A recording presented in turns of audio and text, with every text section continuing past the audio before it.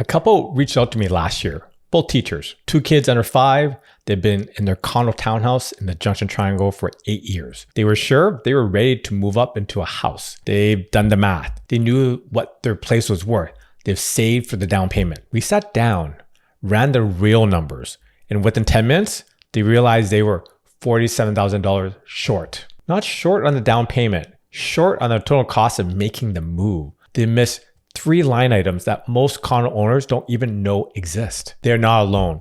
I see this every month. Families who feel ready, who look ready on paper, but who have not run all 5 numbers. And the ones they miss are always the ones that killed the deal 2 weeks before closing. Here are the 5 numbers that actually tell you whether you are ready in order of importance. Number 1, your equity position. This is the most important number and the one most people get wrong. Your equity position is what your condo or condo townhouse is worth today, minus what you still owe on your mortgage. That gap is the cash you walk away with after the sale, before closing costs. And here's how to calculate it. Pull the last 3 comparable sales in your building or neighborhood. Not listings, sold prices. Look at all the units that match yours in size, floor, exposure, and finishes and stuff as well. And take the average. That is your realistic market value. Then you subtract the remaining mortgage balance. You can find this on your lender's portal or your most recent mortgage statement. So let's say, for example, let's say your condo townhouse is worth $680,000 based on recent sales. You owe $410,000 on your mortgage. So your equity, $270,000. That $270,000 is your starting point for everything else. If this number is wrong, every other calculation falls apart. Most owners overestimate their value by $30,000 to $50,000 because they're looking at active listings, not sold prices. Active listings are asking prices. Sold prices are what buyers actually paid. And this is what the bank cares about. So when it works, your equity covers at least 20% of your target purchase price. On a $1.1 million semi, that's $220,000 equity after paying off your mortgage and covering selling costs. So let's say your equity is below 20% of your target.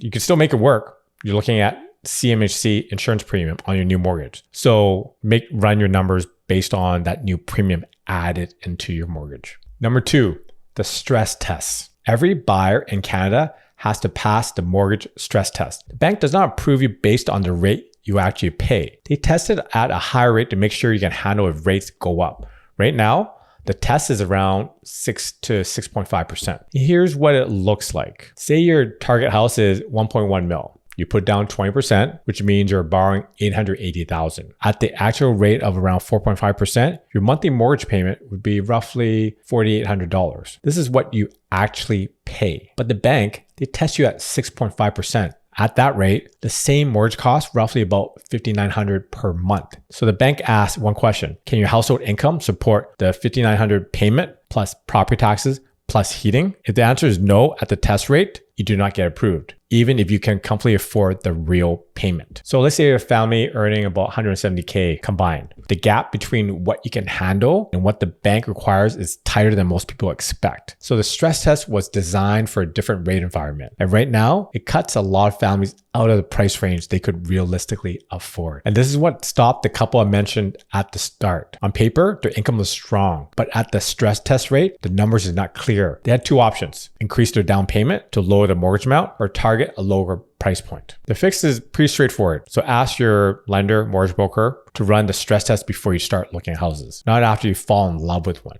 And you need to know your maximum approved mortgage amount first, and everything else follows from that number. If you're pre-approved at $850,000 and your target house costs about 1.1, you need about $250K in equity or savings for the down payment or a combination. If you have 220 combined, you're about $30K short. So better to know that now than in the middle of a conditional offer. Number 3, the carrying cost gap. This is a number nobody talks about, but everyone feels. Your carrying cost gap is the difference between what you're paying monthly right now and what you pay monthly in the new house. Most condo owners or condo townhouse owners underestimate this because they forgot what changes. So right now in your condo townhouse, you're paying your mortgage, property tax, condo fees. You may be paying heat and hydro on top of that too. Say the total is about $3,200. In your new house, your mortgage is higher because you're borrowing more. Property taxes on a detached or semi runs about say $5,000 to $7,000 per year, roughly double what you're paying at your current property. But you have no condo fees, but you still have maintenance, which still averages about $300 to $500 per month when you account for roof, furnace, windows, general upkeep over time. But you control where you spend your money, which is a little bit better. Utilities go up because you're heating an entire house, not a smaller half the size space. So add in an extra $200 to $300 per month. So the total new carrying costs, about $4,200 to $4,800 per month. So your gap is about $800 to $1,500 more per month than what you're paying now. And when you're looking at that for the year, it's about $10,000 to $18,000 more additional housing costs. So you need to know this number and be comfortable with it before you list your condo or condo townhouse. Not a guess, the actual number based on your actual income and the actual price range you're targeting. So when does this work? The gap is under 25% of your current housing costs. You can absorb it without cutting into savings or childcare or things that keep your family running. When this breaks, the gap is 40% or more above your current costs. That usually means the target price is too high or the timing is not right yet. Unless you got a new job, like in the last little while, got raises to make up for that difference. If you find this useful, take a second to subscribe. You'd be doing me a huge favor and you'd be helping me create more videos just like this. Okay, let's get back into it. Number 4, total closing costs. This is where the couple from the start got caught. They budgeted for the down payment and forgot about everything else. Here's what you actually pay when you buy a house in Toronto. The big one, land transfer tax. Ontario charges a provincial tax, plus Toronto charges a municipal tax. So on a $1.1 million purchase, the combined land transfer is about $37,000. First-time home buyers get a rebate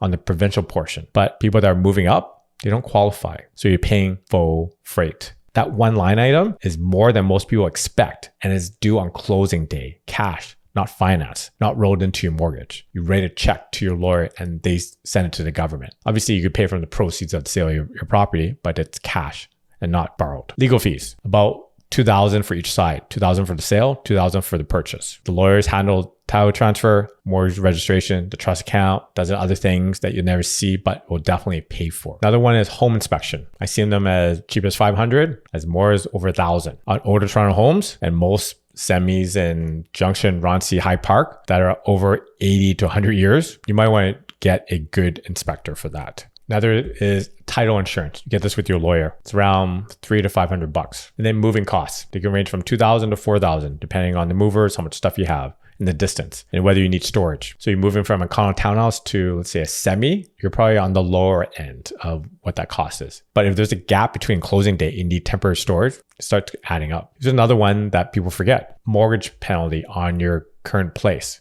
If you can't port the mortgage and you have to break it, then you could range from 3 months of interest to a much larger penalty. So for a typical $410,000 balance, the penalty could be $4,000 to $12,000, depending on the terms and how far you're into your current term. Call your lender and find out the exact number. Do not guess this one. Add it up. You're looking at $46,000 to $57,000 in cost beyond your down payment.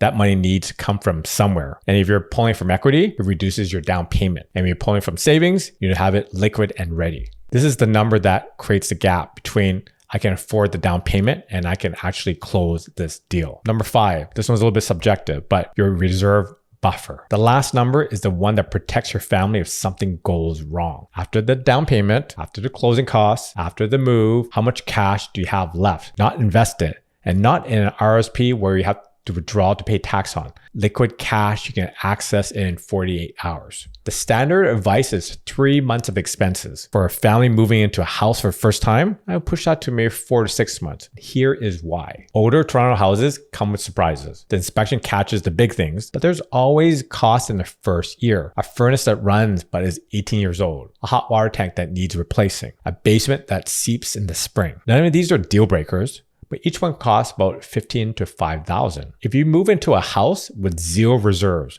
and the furnace dies in November, you're putting it on a credit card at 20% interest. That's not a move up. That's a step sideways or even down. So your reserve buffer should be about $20,000 to $30,000 in liquid savings after closing. If you do not have that, you either need to save more before listing or adjust your target price down so your closing costs are lower and your equity stretches a little bit further. I've seen families move into beautiful houses, then spend their first year stressed about money because they put every dollar into the purchase. The house is great, but they cannot enjoy it because one unexpected expense would break them. And that's not the position you want to be in. The reserve buffer is not just a financial number. It is the quality of life number. It is the difference between moving into your new house and feeling secure versus moving in and feeling like you're walking on a tightrope. 5 numbers. Here's how to read them. Number 1, equity position. Do you have at least 20% of your target price in equity after selling costs? If yes, you're clear on the foundation. It could be a little bit less because you could get CMHC insurance, but don't make it too low. Number 2, stress test. Has your mortgage broker confirm your maximum approved mortgage? If the amount covers your target price minus your down payment, you pass.